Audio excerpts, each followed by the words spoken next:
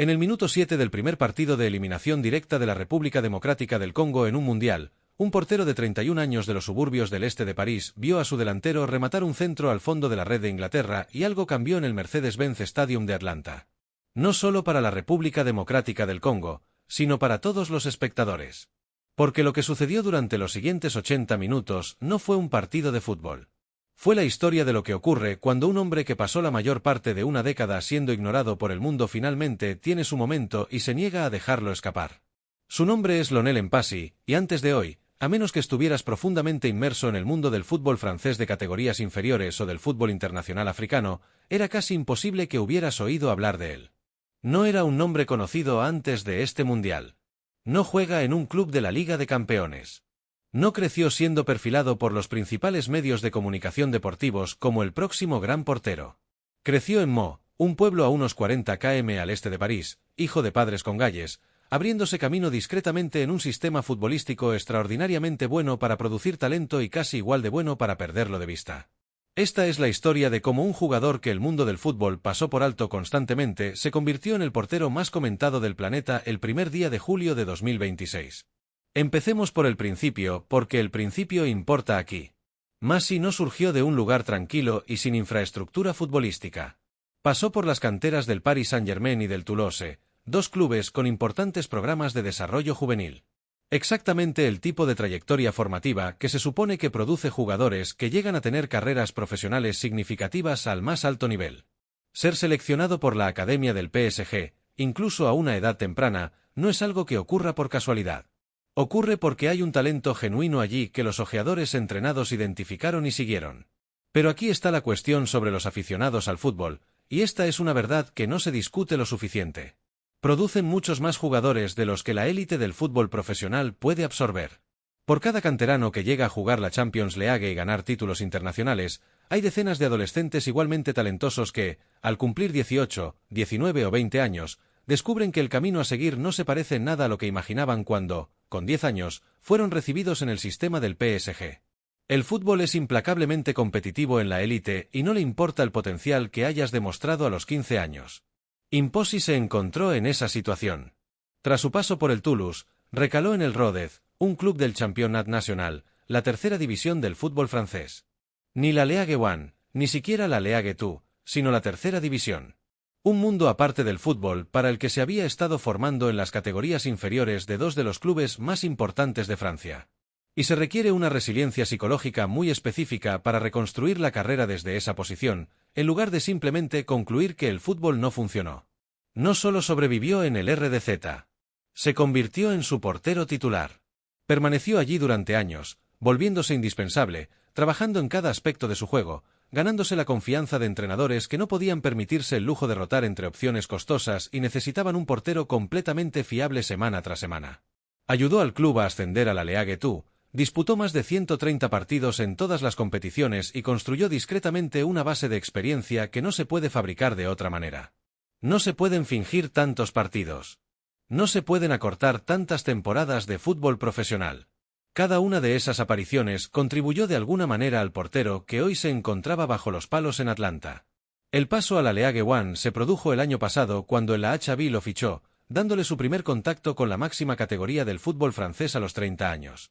Ni a los 20, ni a los 23, la edad en la que, según el guión convencional, la mayoría de los porteros de élite deberían estar en su mejor momento en el fútbol de alto nivel. A los 30 años, una década después de que el mundo del fútbol sugiriera implícitamente, a través de los clubes que no lo ficharon y las oportunidades que no se materializaron, que podría estar destinado a una carrera de anonimato perpetuo en las ligas inferiores. Su trayectoria internacional siguió un camino igualmente poco convencional. Representó a Francia en categorías inferiores, lo cual tiene todo el sentido dado que nació y se crió allí y se formó en la cantera francesa. Pero a la hora de elegir dónde desarrollar su carrera internacional absoluta, optó por la República Democrática del Congo, el país de origen de su familia, el país cuyas raíces y cultura moldearon su identidad incluso mientras crecía a miles de kilómetros de distancia, en un suburbio de París. Esa decisión no fue ventajosa comercialmente. La República Democrática del Congo no es un país que genere grandes oportunidades comerciales para los futbolistas ni que garantice una exposición regular en los escenarios internacionales más importantes. Fue una elección basada en algo más profundo que un cálculo profesional. Su debut con la selección absoluta se produjo en febrero de 2022, en un amistoso contra Bahrein en el que entró como suplente y terminó el partido. En 4 años de fútbol internacional, acumuló 33 internacionalidades, consolidándose como el portero titular de los Leopardos, el hombre en quien confiaban para organizar la defensa y realizar las paradas que mantuvieron a la República Democrática del Congo en la lucha contra rivales con mucha más experiencia y recursos. La Copa Africana de Naciones 2023 fue su gran debut continental, donde disputó todos los partidos hasta la semifinal, incluyendo una tanda de penaltis contra Egipto, donde se convirtió en la figura clave de la noche. Llegó a este mundial tras haber demostrado su capacidad para rendir bajo presión en un escenario de primer nivel.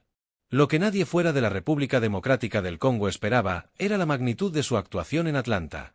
Analicemos el partido en sí, ya que los detalles son cruciales. Brian Sepena adelantó a la República Democrática del Congo en el minuto 7, rematando un centro de Chancel Mumba que lo encontró en el lado izquierdo de la portería inglesa.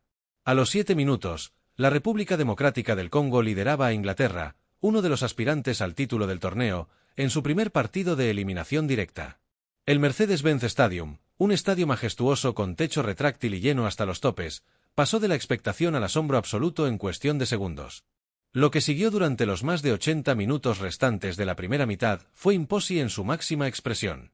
Inglaterra presionó, Inglaterra buscó el gol, Inglaterra generó ocasión tras ocasión, el tipo de presión ofensiva constante que se esperaría de un equipo con Harry Kane, Jude Bellingham y Marcus Rashford.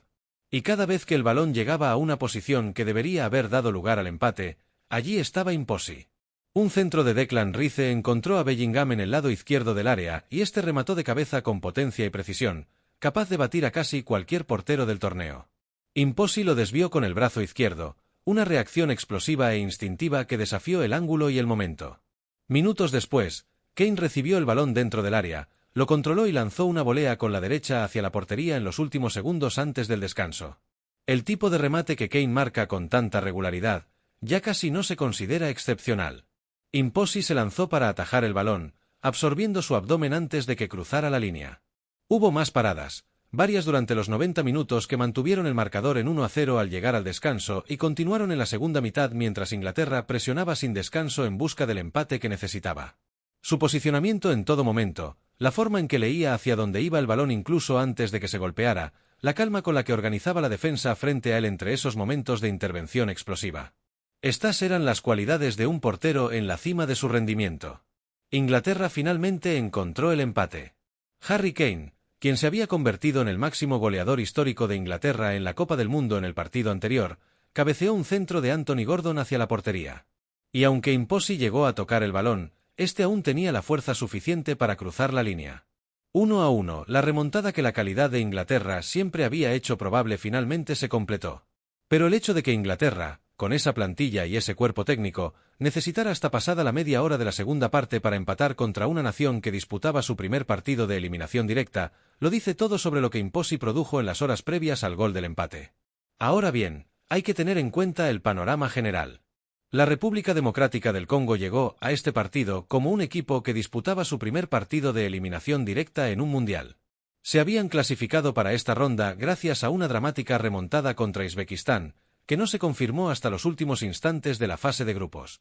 Jugaban contra Inglaterra, que cuenta con la experiencia de múltiples participaciones en eliminatorias en ciclos recientes del torneo, que había liderado su grupo y de la que prácticamente todos los analistas que seguían este torneo esperaban que avanzara con comodidad.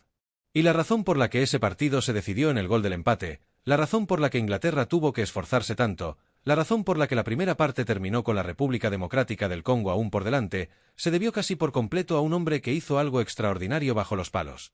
Lo que suceda a continuación con Imposi, independientemente de cómo termine este torneo para la República Democrática del Congo, es una historia sobre el impacto que la visibilidad tiene en una carrera. Tiene 31 años. Juega en la Liga de la Achaví.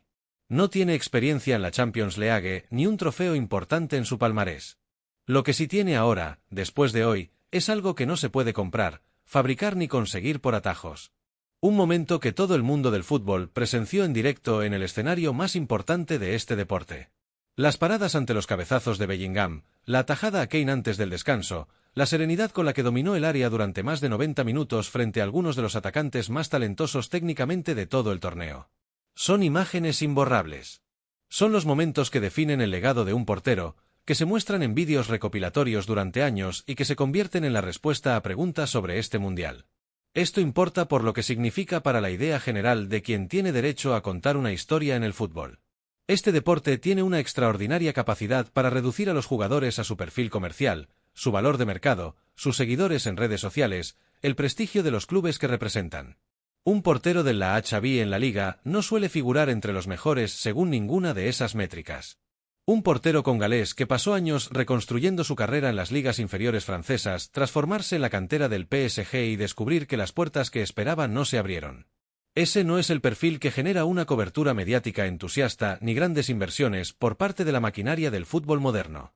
Y, sin embargo, hoy, 1 de julio de 2026, en un estadio de Atlanta con las cámaras del mundo entero apuntándole, Lionel Messi jugó como el mejor portero del planeta. No el mejor portero de la República Democrática del Congo, ni el mejor portero del fútbol africano, sino el mejor portero de este mundial, en esta tarde en particular, contra este rival en particular, en este partido en particular. Las valoraciones de todo el torneo que siguieron su actuación lo colocaron en lo más alto de las clasificaciones individuales del día. Su 33ª internacionalidad, un partido que las 68.000 personas presentes en el Mercedes-Benz Stadium jamás olvidarán. Una actuación que demostró una vez más que las mejores historias del fútbol no siempre vienen de donde uno espera y que este deporte nunca deja de sorprendernos.